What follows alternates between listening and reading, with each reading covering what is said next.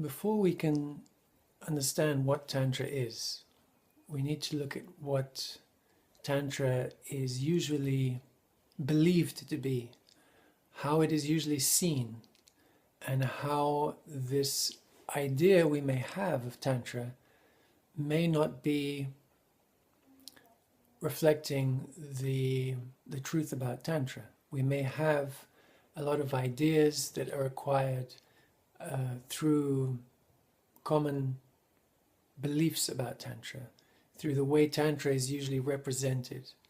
And so before going straight into what is Tantra, we really need to get a bit more clear about this contrast between what Tantra is and the popular view of Tantra.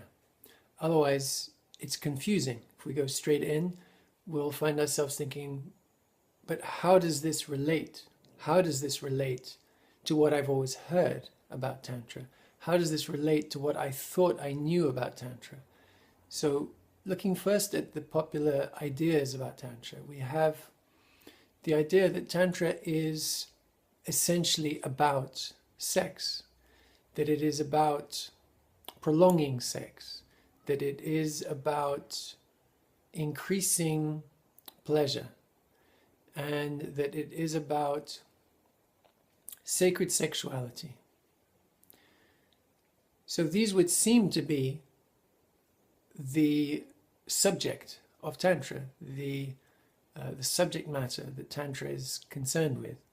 But really, these are areas that are, you could say, on the periphery of Tantra.